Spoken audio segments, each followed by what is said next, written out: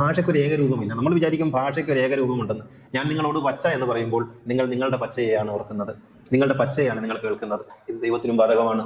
ദൈവം തീ എന്ന് പറയുമ്പോൾ നിങ്ങൾ നിങ്ങളുടെ അകത്തുള്ള തീ ഓർക്കുന്നു. ദൈവം സ്വർഗം എന്ന് പറയുമ്പോൾ നിങ്ങൾ നിങ്ങളുടെ സ്വർഗം കേൾക്കുന്നു. ഇങ്ങനെയാണ് ദൈവത്തിന്റെ ആശയം ഭാഷയിലൂടെ ചോർന്നു പോകുന്നത്.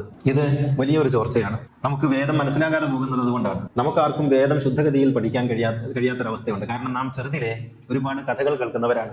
ഈ കഥകൾ കേട്ടുകൊണ്ടാണ് നാം വേദത്തെ സമീപിക്കുന്നത്. അതുകൊണ്ട് നാം വേദമല്ല കേൾക്കുന്നത്, കഥയാണ്. അബൂലഹബ് എന്ന് കേൾക്കുമ്പോഴേക്കും ഖുർആൻ പറഞ്ഞ അബൂലഹബ് അല്ല നിങ്ങളെ പഠിക്കുന്നത്, നിങ്ങളെ പള്ളിയിൽ നിന്ന് ഉസ്താദ് പഠിപ്പിച്ചു തന്ന ഒരു അബൂലഹബ് എന്ന ഒരു കഥാപാത്രമുണ്ട്.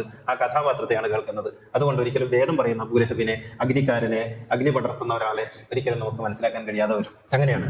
അപ്പോ നമ്മൾ കഥകളിലൂടെ, നാം പഠിച്ച ചുറ്റുപാടുകളിലൂടെ നാം വേദത്തെ സമീപിക്കുമ്പോൾ നമുക്ക് വേദം എന്നത് അപ്രാപ്യമായ ഒരു സംഗതിയായിട്ട് മാറുന്നു എന്നുള്ളതാണ്.